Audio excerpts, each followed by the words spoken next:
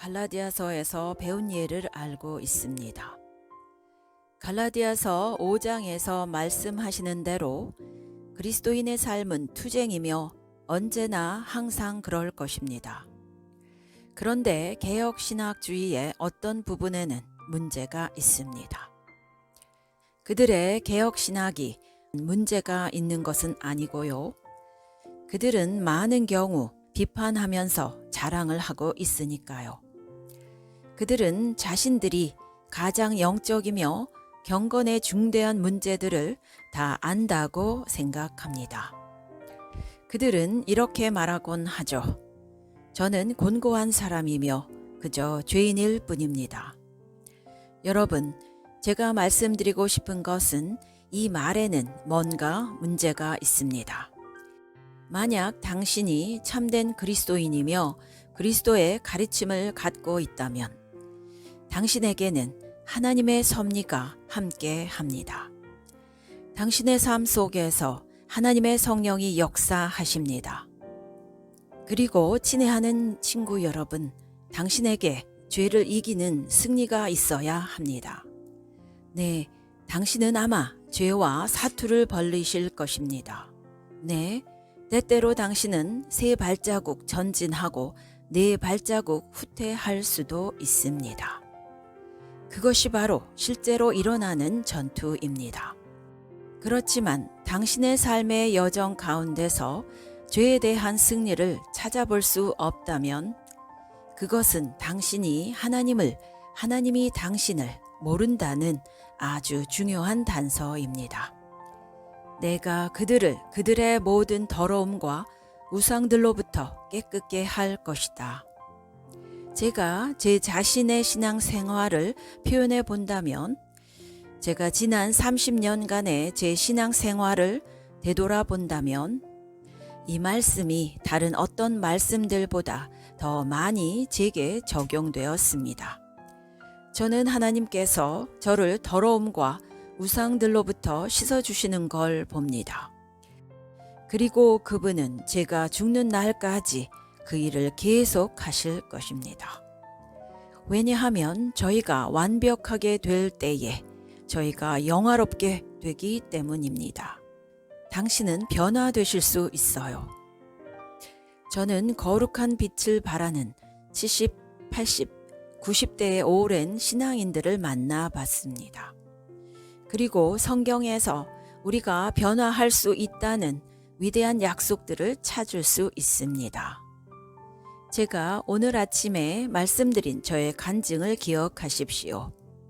하나님께서 어떻게 이 흉악한 거짓말쟁이를 구원하셨는지 말씀드렸지요. 그리고 중생함을 받은 후에 저는 아직도 진실을 위해 몸부림칩니다. 그리고 하나님은 쉬지 않고 저를 죽기까지 치십니다. 보십니까? 우리 안에 이 일을 시작하신 분은 이 일을 완성하실 것입니다. 그분은 그렇게 하실 것입니다. 그리고 우리는 죄에 대한 승리를 맛볼 것이고요. 당신은 죄에 대해서 승리하고 계십니까? 다시 말하자면 신앙생활은 구원받은 후 일직선으로 성장만 하지는 않습니다. 그것은 신앙생활이 아닙니다. 그리고 일직선은 더더욱 아닙니다. 만약 선이 일직선이라면 그 말은 당신이 죽었다는 말입니다. 이 말은 당신에게 중생이 없었다는 말입니다. 그러면 그게 어떤 방식입니까? 당신이 물으신다면 이렇습니다. 제가 여기 해발 0m에 위치해 있다고 해봅시다. 그리고 저는 버지니아주의 아름다운 산을 올라가기 시작할 겁니다. 제가 일정하게 올라가나요? 아니죠.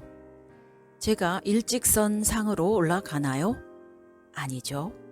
아니면 제가 수직 상승하나요? 아닙니다.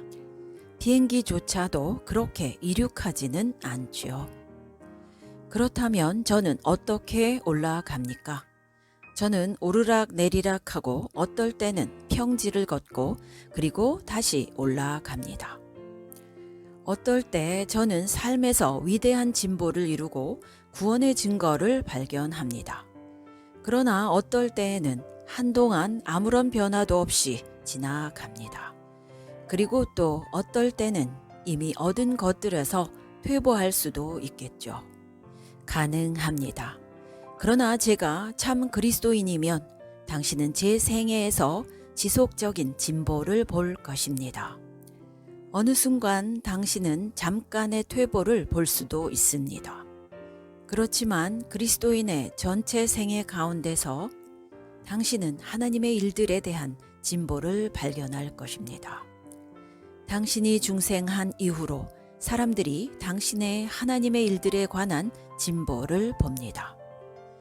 당신은 정직하게 당신이 은혜 가운데서 자라난다고 제게 말할 수 있나요? 당신을 의롭게 하신 분이 당신을 성화시키고 있나요? 이것은 정말 중요한 질문입니다.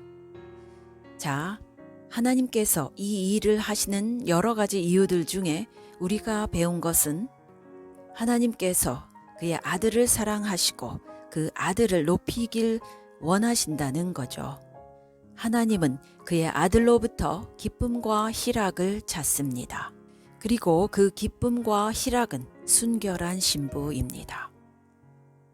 하나님은 아들인 포도나무가 베베 꼬인 열매 맺지 않는 죽은 가지들과 연합하는 것을 바라지 않습니다. 아니라고요. 이러한 이유로 여러분 중에 거듭나신 분들은 하나님의 징계를 겪게 됩니다. 하나님은 정말 많은 방식으로 당신을 손보실 것입니다. 어떨 때는 하나님께서 당신을 은혜 가운데 크게 자라나게 하기 위해서 그냥 그분의 능력으로 당신을 끄실 때도 있습니다.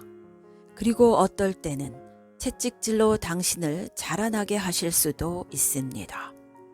그렇게 함으로 그분은 포도나무를 아름답게 가꾸실 것입니다. 다른 분들은 하나님께서 포도나무를 아름답게 하기 위해 제거하실 겁니다. 그러면 그분이 어떻게 그걸 하실까요? 신약 성경에서 발견할 수 있는 것처럼 하나님께서는 당신을 죽임으로 그걸 하실 겁니다. 말 그대로예요. 그분은 많이 참으셨습니다. 아나니아와 삽비라가 대표적인 예입니다. 왜요? 그들이 포도나무를 흉하게 보이도록 만들었기 때문입니다. 하나님께서는 절대 참지 않으십니다. 그리고 다른 어떤 분들은 이렇게 제하여지실 겁니다. 당신은 마침내 당신의 부모들로부터 자유롭게 될 겁니다. 그들의 권위로부터요. 그리고 당신은 바로 교회에서 떠날 겁니다. 아마도 다른 교회에 갈 수도 있겠죠. 당신이 불신앙 가운데서 종교적인 것들에 참여할 수 있는 그런 교회예요. 그렇지만 그분은 당신을 순수한 그리고 진정한 교회로부터 쫓아내실 겁니다. 그리고 당신을 제거하기 위해서 거짓된 어떤 것 가운데로 보내시겠죠. 이 말이 끔찍하다는 것 저도 압니다.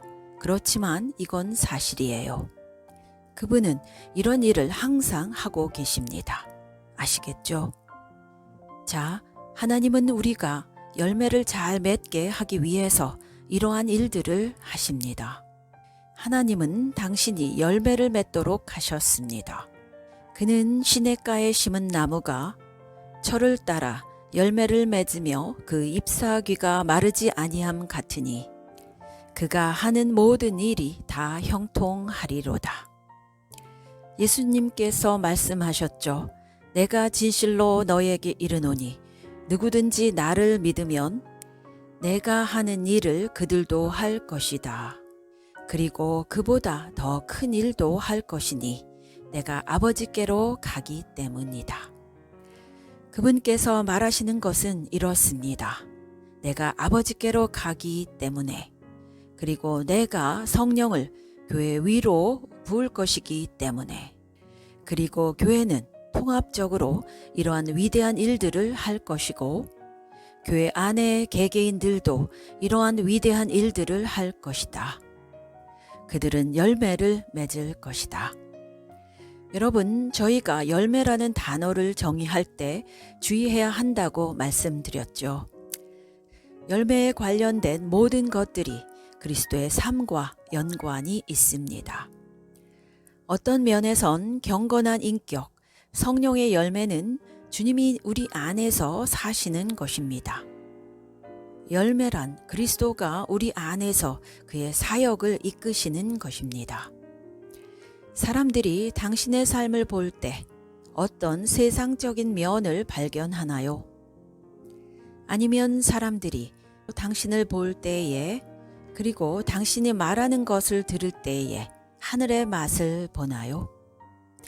당신의 관점이 영원에 맞춰져 있기 때문에 사람들이 영원의 감동을 느끼나요? 아니면 사람들이 당신과 만날 때 성경적으로 영향을 받나요?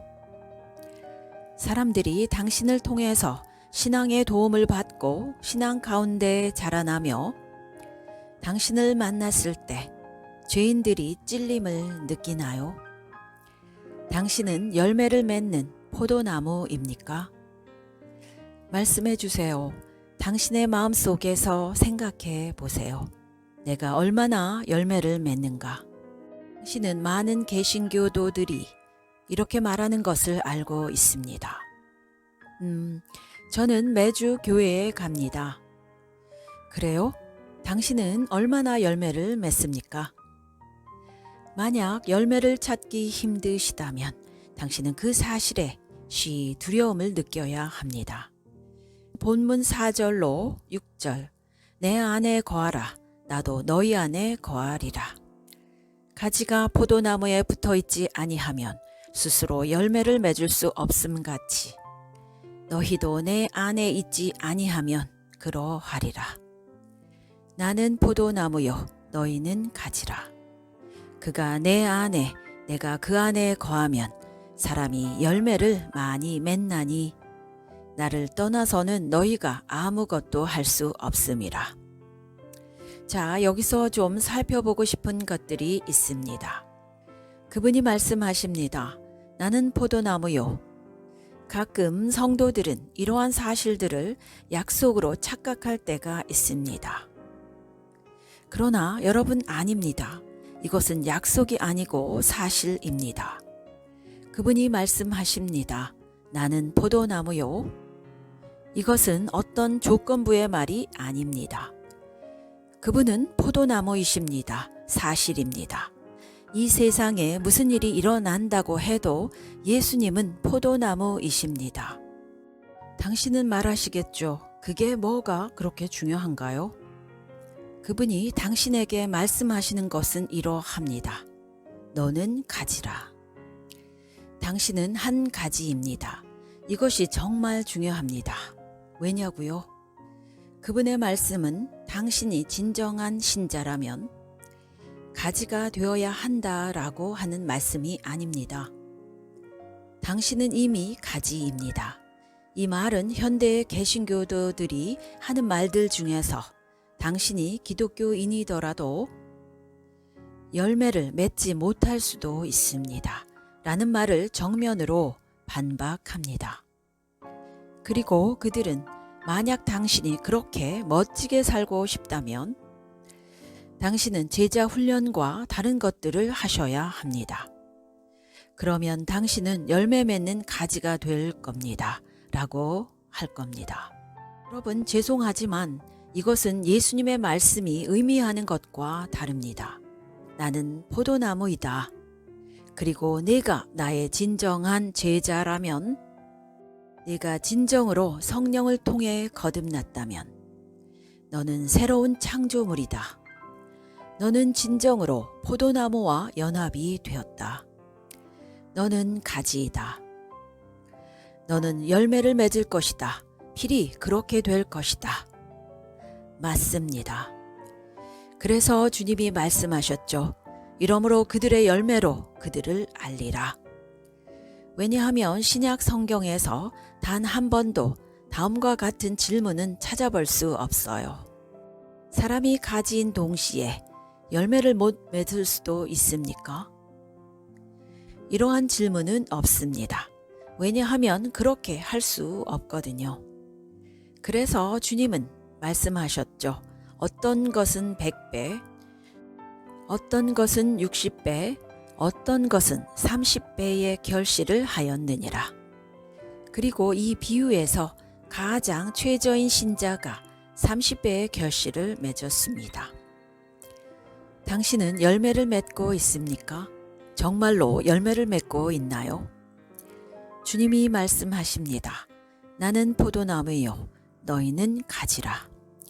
그리고 당신이 가지이기 때문에 당신은 열매를 맺을 것입니다.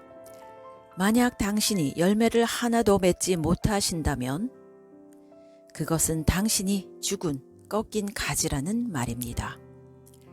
그 가지가 포도나무에 붙어 있는 것처럼 보이지만 실제로는 아닙니다. 저는 가끔 숲속을 돌아다닙니다. 제가 시간이 되면 오랜 시간을 숲에서 보냅니다. 그리고 사냥을 할 때 발견하는 것이 있습니다. 뭔가 이상한 것이 있는데 어떤 가지들이 한 나무에 달려 있습니다. 여러 개의 가지들이 한 나무로부터 뻗어 내려와 있습니다. 그냥 딱 봤을 때는 그 가지들이 전부 붙어 있는 것처럼 보입니다. 그런데 제가 나무로 올라가서 차보면 그중 한 가지는 그냥 떨어져 버립니다. 그 가지는 정말로 나무에 붙어 있던 것이 아니었습니다. 사실 그 나무는 참나무였는데 그 가지는 느릅나무 가지였죠. 그 가지는 그냥 나무 위에 그럴듯하게 떨어져 있던 거죠. 제가 한순간 봤을 때 진짜처럼 보였던 가지가 실제로는 아니었던 것이죠. 제가 말하는 바는 이렇습니다. 그 가지는 포도나무의 껍질을 갖고 있지 않다. 그 가지는 포도나무와 같은 잎사귀를 갖고 있지 않다. 그리고 그 가지는 열매를 맺지 않는다. 그 가지는 말라버릴 것이다. 여러분들 중 일부는 항상 말라 있습니다. 당신은 한 번도 그리스도를 위해 생생하지 못했습니다. 당신은 한 번도 열매를 맺지 못했습니다. 아시겠죠? 여러분이 신자라면 여러분은 가지입니다. 그리고 당신이 가지라면 당신은 열매를 맺을 겁니다. 여러분, 제자 훈련이 중요한 것은 사실입니다. 그리스도와의 관계를 심화시키는 것, 그것이 이번 집회의 목적입니다. 우리가 그리스도와의 관계를 잘 다져서 더 많은 열매를 맺어야 합니다. 우리가 그렇게 하지 않는다면 열매 없는 신자가 될 것이다 라는 뜻은 아닙니다. 자, 이 가지에 대한 비유는 정말 대단합니다. 그리고 드리고 싶은 말씀은 가지는 혼자서 열매를 맺을 수 없다는 겁니다. 안 되죠. 여러분도 아시겠지만 제가 가지를 잘라버리면 뭐가 남나요? 그냥 죽은 물체죠. 그게 살아있는 것처럼 보일 수도 있지만 며칠 동안만입니다. 그게 어떻게 되죠? 시들어지고 말라버릴 겁니다. 그래서 우리는 가지 혼자서는 열매를 맺을 수 없다는 결론을 얻습니다. 그 가지가 포도나무에 붙어 있지 않다면요.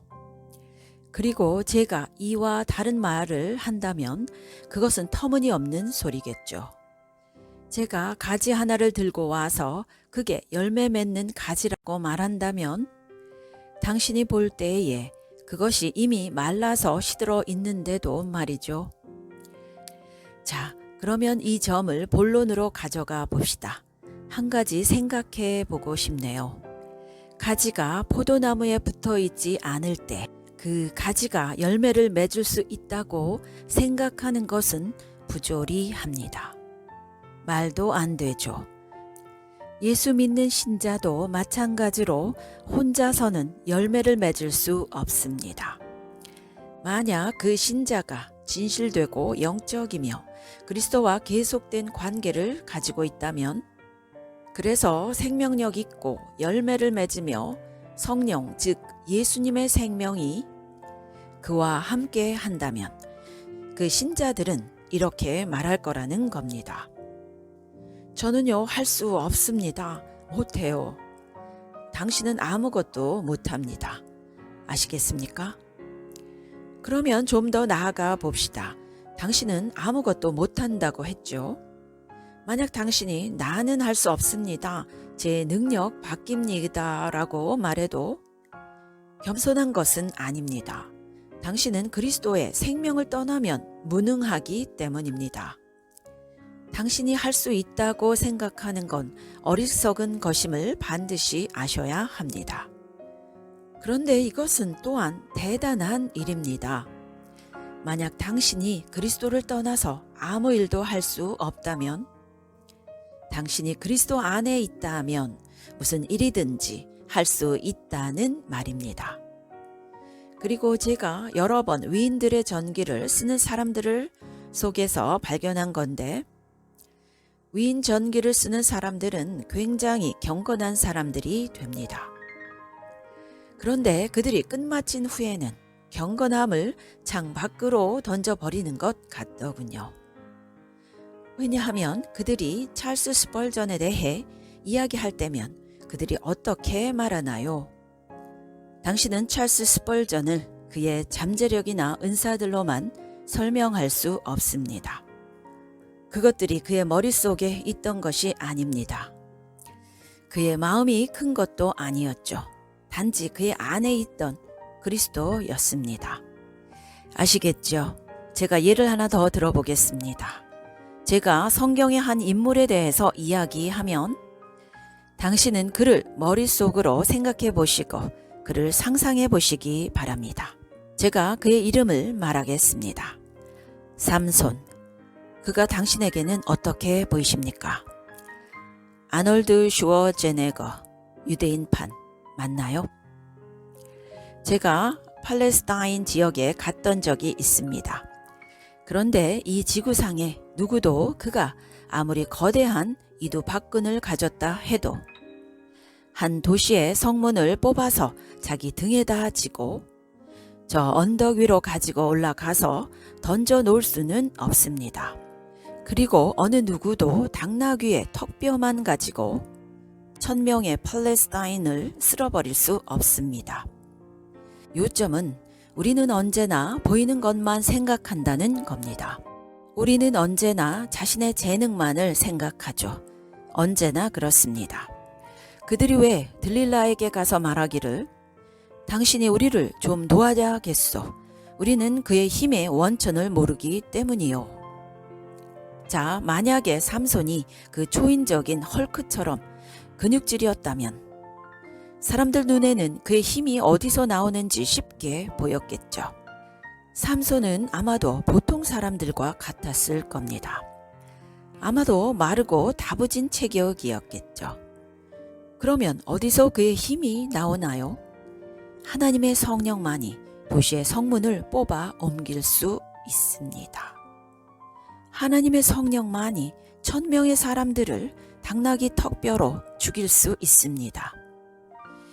우리는 항상 육신적으로만 생각해요. 그는 재능이 많아 청산유수야.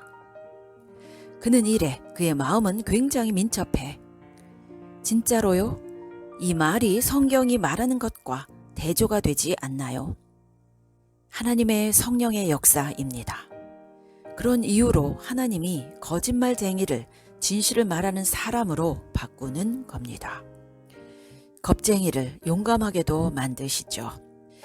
그래서 모든 사람들이 그 능력이 사람에게 있지 않다는 것을 알 겁니다. 하나님 안에 죽은 자를 살리는 생명이 있습니다. 그리고 없는 것을 있는 것 같이 부르십니다. 이것은 정말로 신묘한 일입니다. 이것은 정말로 제가 알 수 있는데, 그리고 확신하는데 하나님의 뜻의 영역 안에서는 불가능한 일은 아무것도 없습니다. 그리스도가 저와 함께 계신다면요. 그러면 다시 개혁신학 운동으로 돌아가 봅시다. 우리는 좀 더 긍정적인 것들에 대해서 언급하는 것을 시도해야 합니다. 우리는 약속과 능력들에 대해서 더 많은 언급을 해야 합니다. 그리고 우리에게 주어진 기업들에 대해서도 언급해야 하죠. 자, 그리스도를 떠나서 우리는 아무것도 할 수 없습니다. 이것은 저희의 소명을 생각해 본다면 더욱 선명하게 알 수 있습니다. 예를 한 가지 들어보겠습니다. 여기 계신 분들 중 몇 분이나 팔복을 자신의 힘만을 가지고 실천하고 계시나요? 아니면 이것은 어떤가요? 남편분들, 고린도전서 13장, 에베소서 5장의 내용을 아내에게 실천하십니까? 자, 제 생각에는 우리가 모두 동의하는 것 같습니다. 이와 같이 신약 성경에서 가장 단순한 계명들조차도 실천이 불가능합니다. 그렇다면 문제가 생겼네요. 많은 사람들은 그들이 생각하는 중생에 대한 이해 때문에, 그리고 그들이 생각하는 실패에 대한 이해 때문에 그렇게 생각합니다. 그렇다면 그들이 그런 실패들을 보고 어떻게 하나요? 그들은 그저 움츠러들어서 말하죠. 그건 불가능해. 그런데 신약 성경은 우리가 어떻게 할 것을 명하십니까? 우리의 불가능성을 인정하고 능력을 받기 위해 그리스도에게로 달려가라고 하지요. 우리의 약함은 우리를 예수 그리스도에게로 인도하게 하는 것입니다. 이해되시나요? 그렇다면 기독교 사역에 대해 잠시 살펴보죠. 리처드 백스터가 쓴 개혁주의 목회자에 나온 내용입니다. 이것은 믿을 수 없는 내용입니다. 제 아내가 오늘 하루가 어땠냐고 물었죠. 그리고 제가 대답했습니다. 우리는 세상을 지탱하고 있었어. 그게 내가 오늘 하던 일이요. 나는 이 세계를 지탱하고 있었어. 나는 이 세상을 하나님의 저주로부터 구원하고 있었고 모든 창조물을 완전하게 하는 일을 하고 있었으며 그리스도가 죽으신 목적을 위해 애를 쓰고 있었어. 나는 나 자신과 그리고 다른 이들을 멸망으로부터 구원하고 있었고 하루 종일 사탄과 싸우며 극복하고 있었어. 그의 왕국을 멸절시키고 있었고 그리스도의 왕국을 이룩하고 있었어. 그리고 나는 다른 사람들이 그 영광스러운 왕국에 들어가도록 돕고 있었어. 이것이 내가 오늘 해온 일이요, 부인.